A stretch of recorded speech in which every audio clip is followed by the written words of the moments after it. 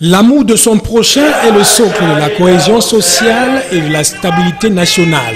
C'est le message unificateur lancé au monde entier ce 12 octobre 2016 par le guide national de la communauté chiite au Cameroun, le Tchèque Hassan Sangou. C'était à l'occasion de l'Ashura 2016. Vêtu pour la plupart en noir avec chacun un bandeau noir ou rouge attaché autour de la tête sur lequel est inscrit martyr en arabe, les fidèles de la communauté islamique à Loubetch sont venus prier, pleurer, chanter en mémoire de l'imam Hussein, petit-fils du prophète Mohammed qui accepta de mourir pour sauver la Oumma islamique.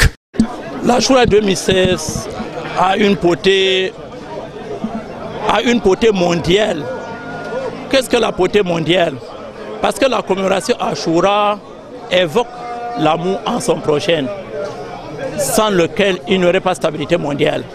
Parce que l'amour en son prochain, c'est le credo, c'est le socle de la cohésion pacifique entre différentes confessions, de la cohésion pacifique entre différentes tribus, de la cohésion pacifique entre différentes classes sociales et la cohésion pacifique entre différents États du monde.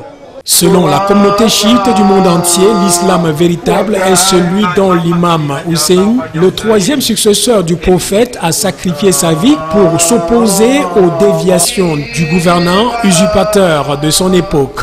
Celui-là même qui lui a imposé de choisir entre l'adhésion à sa politique déviationniste ou la mort. Moi, par exemple, nous avons opté pour son idéologie parce que c'est une idéologie vivante. Comment faire pour que le monde entier vive dans une cohésion pacifique? Comment faire pour que le monde retrouve la stabilité? Telle était la leitmotiv de l'imam qui n'était pas du goût de ses adversaires. Ses adversaires sont les initiateurs de la guerre confessionnelle que nous vivons à l'heure d'aujourd'hui. Installée à Douala depuis 1999, la communauté islamique à Loubetch a pour ligne éditoriale l'amour de son prochain et ses fidèles, fiers d'être musulmans chiites, militent pour la cohésion pacifique entre les différentes cohésions en disant non au tribalisme et non au terrorisme.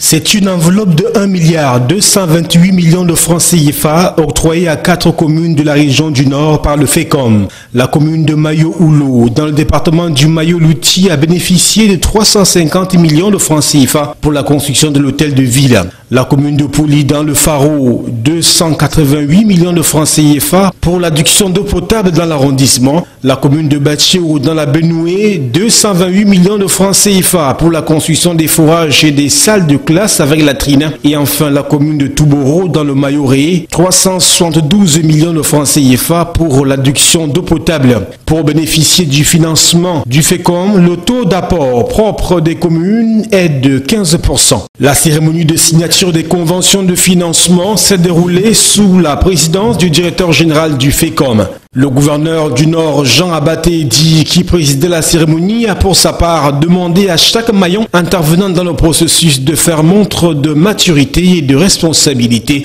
dans l'exécution de ces projets.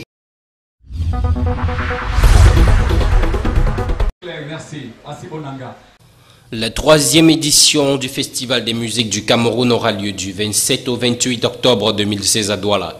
C'est la principale information à retenir de la conférence de presse donnée à Douala ce 12 octobre par l'association Cameroun de demain. L'objectif culturel de cet événement est de renforcer la plateforme d'expression, de valorisation et de développement des œuvres artistiques musicales camerounaises, parfois supplantées par des productions étrangères. Au menu du programme, des rythmes aussi variés tels que le makossa, le bikotsi, le magambe et bien d'autres. Ce sera aussi une occasion pour les artistes de toute raison de vendre leurs produits. La principale innovation est la journée d'exhibition qui aura lieu le 27 octobre 2016 à la salle des fêtes d'Aqua. Il est à rappeler que le parrain de l'événement est l'artiste musicien Petit Pays.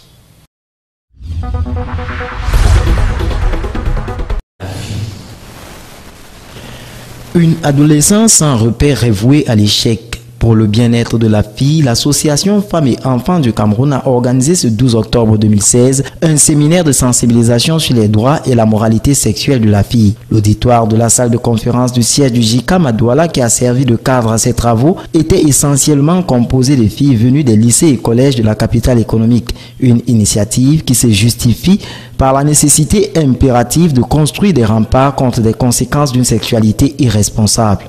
Et là, nous les préparons à rentrer dans la vie sexuelle parce que les filles reçoivent on leur dit tellement de choses. Elles me disent qu'on nous a dit que si on n'a pas de rapport sexuel, notre corps ne va pas bien se développer.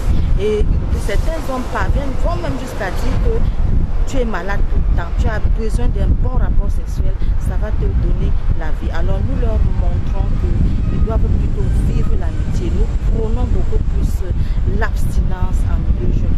L'ordre du jour était achalandé.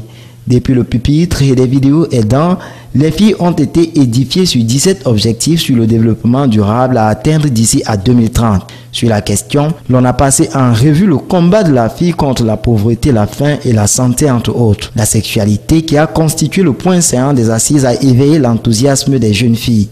Fiction animée et haute illustration étaient soigneusement élaborées pour indiquer le processus d'une sexualité précoce, à savoir du flirt à la grossesse indésirée, en passant par le baratin et autres fantasmes. L'interactivité animée par la présidente et son vice-président Laza Mbembem était instructif. La rencontre était de nature à séduire les encadreurs. Alors, nous pensons que cette initiative prise par l'association Femmes et Enfants en vue d'éduquer nos enfants est une initiative louable parce que déjà, l'enfant comprend que ce que nous faisons est à prendre au sérieux. Et de par les conseils qu'elles auront ici, nous pensons bien que là, nous sommes en train de former la jeune fille qui œuvrera pour le développement de demain. Les filles, quant à elles, ont, semble-t-il, tiré profit des exhortations. Si une fille est en train de peut-être faire des rapports sexuels, ensuite elle peut tomber enceinte et l'école s'arrête. Peut-être toujours sur le même contexte d'être enceinte, les parents peuvent la rejeter. Tout comme le monsieur avec qui elle a eu des rapports sexuels. Elle peut avoir des maladies qui pourront ensuite la tuer. Au terme des travaux, l'idéal présenté aux filles est d'être prêtes pour assumer les responsabilités d'épouse et de mère.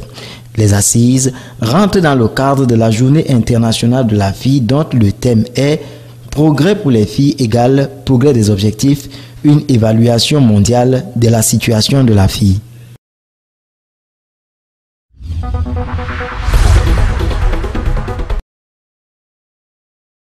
Implémentation des programmes de formation professionnelle en tourisme, hôtellerie et loisirs, c'est le thème de l'atelier ouvert le 12 octobre 2016 à Douala sous l'égide du ministère du Tourisme et des Loisirs. Les travaux présidés par le secrétaire général du ministère du Tourisme et des Loisirs, représentant du ministre, visent à permettre aux responsables des structures de formation dans ce secteur dans la ville de Douala de s'approprier et de mettre en œuvre les nouveaux programmes harmonisés de formation professionnelle récemment validés. L'atelier s'inscrit dans la continuité des actions déjà menées jusqu'ici par le ministère du Tourisme et des Loisirs. La première étape qui s'est déroulée en 2014 a consisté à identifier les métiers de notre secteur. La seconde étape a consisté à définir des programmes de formation pour ces métiers-là. Et la troisième qui nous rassemble aujourd'hui à Douala, après Limbe et Yaoundé, consiste à implémenter des programmes de formation déjà définis dans nos centres de formation pour que nous puissions arriver non seulement à une offre de formation harmonisée pour pallier l'amateurisme que beaucoup décrivent dans le secteur, mais également pour qu'à terme nous aboutissions à une qualité de service qui rime avec les standards internationaux. Les assises de Douala ont pour but d'améliorer la qualité de l'offre de formation en tourisme, hôtellerie et loisirs, socle de la consolidation du statut de destination touristique du Cameroun. Toute chose qui passe par une prestation de services de qualité au vu des événements à venir, notamment les Coupes d'Afrique féminines dès le mois prochain et masculines en 2019.